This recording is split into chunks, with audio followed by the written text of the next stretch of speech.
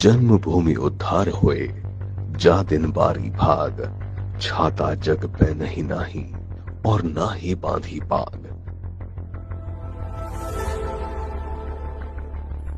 22 जनवरी 2024 को राम जन्मभूमि मंदिर में सैकड़ों वर्षों के उपरांत प्राण प्रतिष्ठा हो रही है।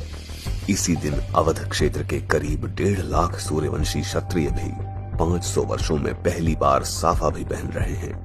ये न केवल हिंदुओं की बल्कि सभी भारतीयों के लिए एक सांस्कृतिक विजय है। श्री राम पर पिछले 75 वर्षों में अनेकों तरह की राजनीति हुई है और इस राजनीति ने कभी देशवासियों को राम मंदिर के इतिहास से पूर्णतः परिचित होने का मौका ही नहीं दिया। ये वीडियो एक प्रयास है उसी राजनीति से परे राम मंदिर की रक्षार्थ बलिदान हुए अनेकों पुण्यात्माओं को स्मरण करने का, जिनके कारण हम आज राम जन्मभूमि पर पुनः मंदिर बनता हुआ देख पा रहे हैं।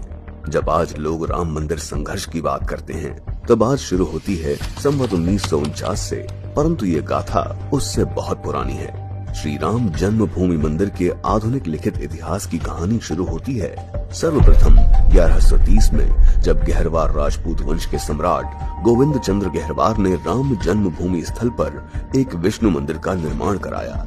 विष्णु हरि शिलालेख में सम्राट गोविंद चंद्र गहरवार द्वारा इस पूरे क्षेत्र में टैंकों, कुओं और विश्राम गृह के निर्माण की जानकारी मिलती है।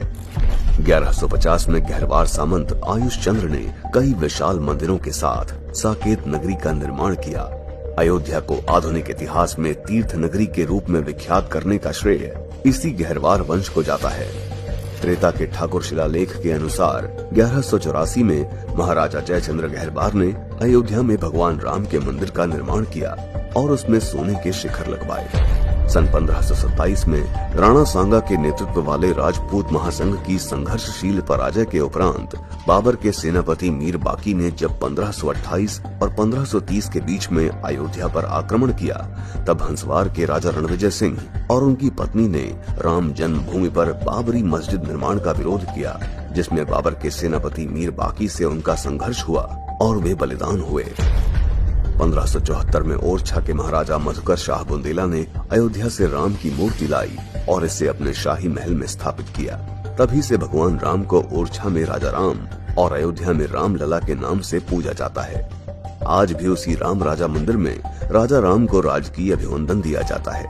1678 से 1707 राजेपुर के गजराज सिंह, बाबा केशव दास और सिरसिंडा के कुंवर गोपाल सिंह जैसे राजपूत जमींदार औरंगजेब के खिलाफ राम जन्मभूमि के लिए लड़ाई में शामिल हुए और श्री राम के लिए लड़ते लड़ते बलिदान हुए।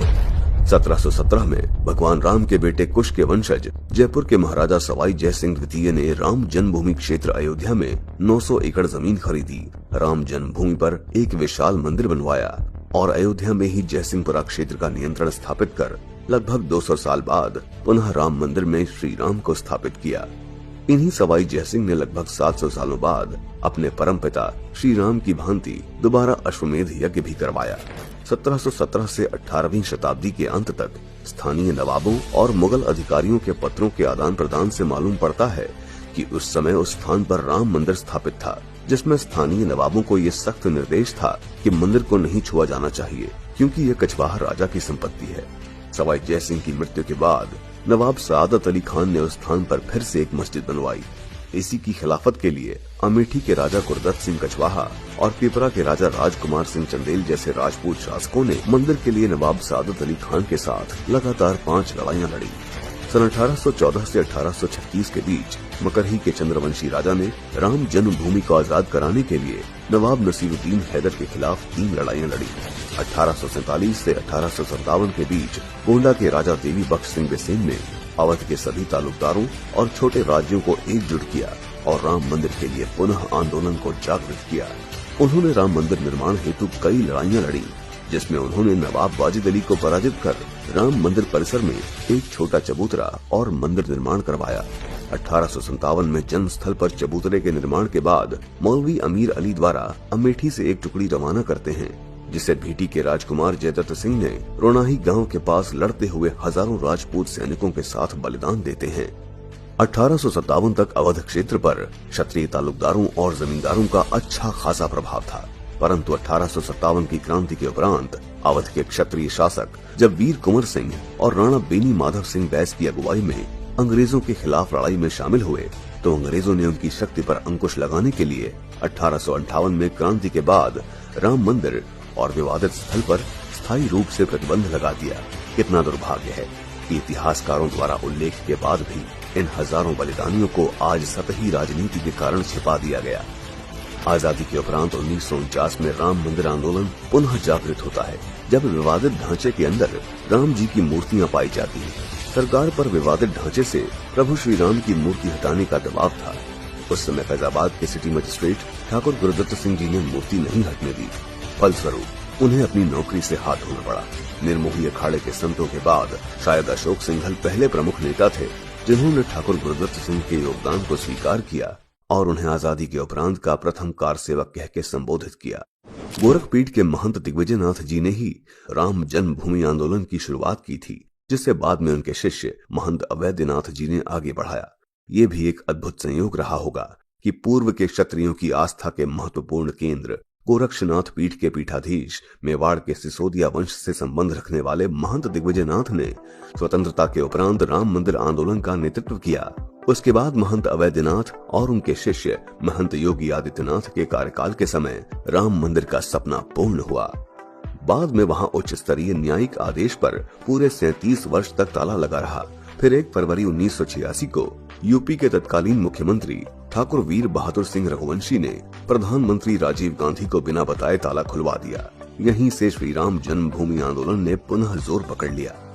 1000 वर्ष की कहानी में ये सब महज संयोग नहीं कि जिस राम मंदिर को तोड़ा गया उसी जन्मभूमि को उनके पुत्र कुश के वंशज महाराजा सवाई सिंह ने मंदिर स्थापित कर जयसिंहपुरा बसाया, या फिर जिस महाराजा जयचंद्र को लोग आज अज्ञानवश या पश्चिमी इतिहासकारों के एजेंडे से बहकर गद्दार कहते हैं, उन्हीं महाराजा जयचंद्र के बनाए राम जन्मभूमि मंदिर के शिलालेख को आधार मानकर सर्वोच्च न्यायालय ने 800 वर्ष बाद 9 नवंबर 2019 को राम मंदिर के पक्ष में फैसला दिया।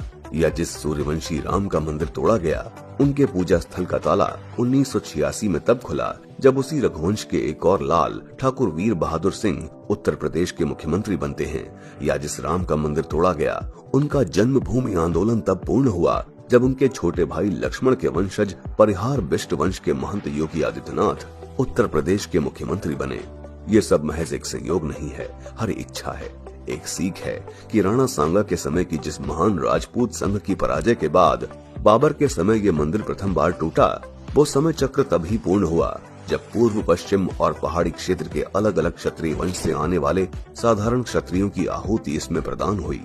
ये संदेश है कि देश और धर्म भी तभी सुरक्षित है जब क्षत्रिय भाषा और सीमाई बंधनों को तोड़कर दोबारा एक महासंघ की ओर अग्रसर होंगे। आप सभी को राम जन्मभूमि मंदिर में श्री राम लला के विराजमान होने की हार्दिक शुभकामनाएं। प्रभु राम सबका भला करें। जय श्री राम, जय जय श्री राम।